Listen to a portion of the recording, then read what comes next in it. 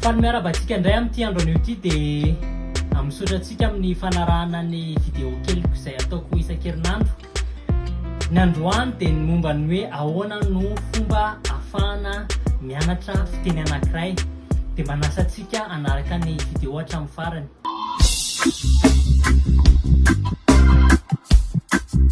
Mamberina ny fiarabanantsika rehetrarehetra androany, araka ilay natsidika teo aloha kely teo dia hoe ny torolalana ao androany dia ny hoe ahoana ny fomba fianarana fiteny anankiray.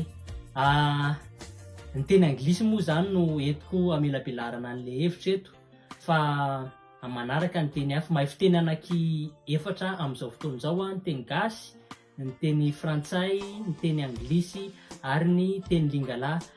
Teny zareo avy any Congo avy any moa izy io ary tsy dia sarotra mianatra anazy, fa ny androany dia teny anglisy. Tantaraiko ny fomba nahaizako teny anglisy nareo dia ny fikafika kely nataoko mba ahafahana nahay an'izany fiteny izany. Voalohany indrindra, ny zavatra tiako ihany no nianarako, izany hoe zavatra tiako ihany no nianarako an'ilay teny anglisy. Inona ny tena tiako tenenina an'izany? Za tia mihaino mozika, tia mitendry mozika, tia mijery film. Ireo no nentiko nianarana ny teny anglisy. Mihaino rap, mihaino hira amin'ny teny anglisy, mihaino André Eminem, Lil Wayne, Dr. Dre, ry Jay-Z sy ny tariny reny, nihainoko daholo reny. Dia nijery film, ny film tena tiako le film ohatrany hoe misy tomobile, Fast and Furious ohatrany amin'ny teny anglisy, Death Race zao amin'ny teny anglisy. Dia ireny tena hoe nalaiko nataoko izay fomba ahitako anazy amin'ny teny anglisy zany.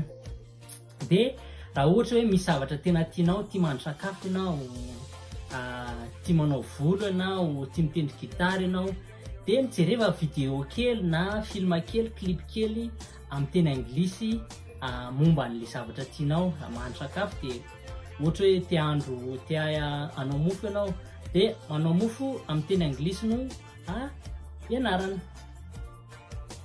Manarak'izay ny faharoa dia ny hoe zarina ilay sofina, satria ohatra ny zazakely rehefa mianatra fiteny, ny zazakely mianatra teny gasy zao ny zanakitsika ohatra dia tenentsika teny gasy izy, dia zatra n'iny ny sofiny dia lasa mandeha ho azy ilay izy avy eo. Dia ohatr'izay no nataoko, nizariko ny sofiko aloha mihaino BBC isan'andro, gaga foana ny ray aman-dreny efa inona ary tian'olona isan'andro ity, tsisy zavatra fantatra mihitsy ny zavatra teneniny, fa dia hoe zarina fotsiny ny sofiny. Mihaino rap, ny rap amin'ny teny anglisy no henoko, hira amin'ny teny anglisy no henoko, mijery film dia amin'ny teny anglisy. Zarina zany le sofina, na dia mbola tsisy ary nitsika zao mety hiteny dia inona zao no zavatra haiko, tsisy haiko ve dia ahoana.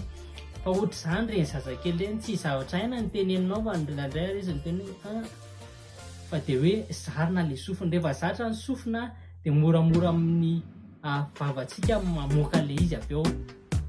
Dia rehefa manomboka zatra iny ny sofina dia raha ohatra mijery film ianao dia asivy sous-titre le film avy eo, dia sady mijery zany ianao mijery sous-titre, satria efa zatra le sofinao dia mety le masonao sisa mila mijery hoe zany kay le tenitenena, satria matetika tsika rehefa zatra ny sofintsika dia maka ny hoe zao zao ngamba zany tenena zany. Raha ohatra hoe mihaino hira ianao dia mandeha mandana mividy an'ireny parole reny na le lyrics ozy izy ny fiteny sasany amin'izao fotoana izao, ndana mividy an'ireny dia raha ohatra mihaino hira anankiray ianao dia araony tena tiany tenenina, averenbereny foana zany matetika reo voalohany sy faharoa ireo zany tena mila averimberenina foana matetika, dia hitanao ny vokany. Ny fahatelo toy an'ireo anankiroa eo ambon'ireo ihany, mizara amin'izay mijery zavatra amin'ny teny anglisy tsisy sous-titre na hoe tsisy parole, dia tena hoe mihaino tsara, atongelany tsara ny sofina hoe zao kay zany tia mitenenina, satria efa nizatra ny sofinao dia mila misintona ny zavatra tia mitenenina amin'izay ianao. Dia rehefa misy tsy hay dia vitao tsara aloha le izy, izay vao miverina mijery anazy misy sous-titre.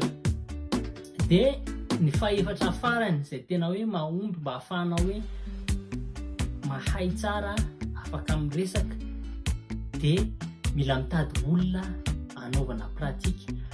Afaka maka an'le dialogue amin'ny film nijerenao ianao na le documentaire kely nijerenao dia mahafinaritra ianao io misy olona ray eo amin'le fitaratra io ianao io, zany hoe zany zany efa pratika zazy zay pratikana dialogue. Fa ny tsaratsara kokoa mitady olona efa mahay. Ny tena tsaratsara kokoa dia hoe mitady olona tompon'le teny. Raha tsy mahita moa dia midava namana efa mba afaka miteny anglisy mba mifampizatra aminao zany na fianakaviana na namana. Mino fa misy be da be eraka ny tanàna dia tedava foana hevitra ahitana an'le tompo-teny. Izay ny faefatra.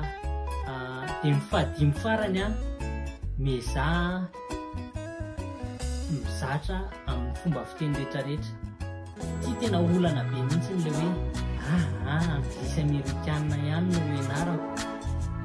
Dia raha indriary ianao miresaka amin'olona tsy miteny tsy amerikanina dia very ianao zay. Zany hoe mila ianarana daholo zany le accent rehetrarehetra. Makany Nigeria ianao hafa ny fomba fiteny, makany Afrique du Sud ianao hafa ny fomba fiteny. Miresaka amin'olona avy any Singapour ianao, olona avy any Singapour miteny anglisy mantsiny hafa ny fomba fiteny anglisy. Miresaka amina Australiana ianao hafa ny fiteny, miresaka amin'ny Amerikana ianao hafa ny fiteny. Aty Amerika zany amina sitety anankiray dia mifindra amina sitety anankiray tonga dia efa miova be ny fomba fiteny. Noho izany ianaro daholo zay afaka ianarana. Dia fiteniko kely fikafika teo anankidimy izy no nameko teo voalohany ianaro amin'ny zavatra tianao ilay teny anglisy. Faharoa, zaro ny sofinao amin'ny teny anglisy. Fahatelo, mizaha mijery film tsy misy sous-titre na mihaino tsy misy donkira. Ny faefatra mitedava olona anaovana pratika. Dia mifadimy ianaro daholo ny accent rehetrarehetra izay misy. Tany tsy voatery hoe rehetrarehetra fa ianaro farafahakeliny betsabetsaka mihoatra ny ray. Dia izay ny androany raha manana fanontanianareo dia afaka mikontaktana foana amin'ny page Facebook na koa hoe amin'ny YouTube na amin'ny WhatsApp. Dia raha te hazo video momba ny zavatra ataoko ianao dia afaka misubscribe amin'ny page follow page. Dia izay ny androany fa dia mandra-piona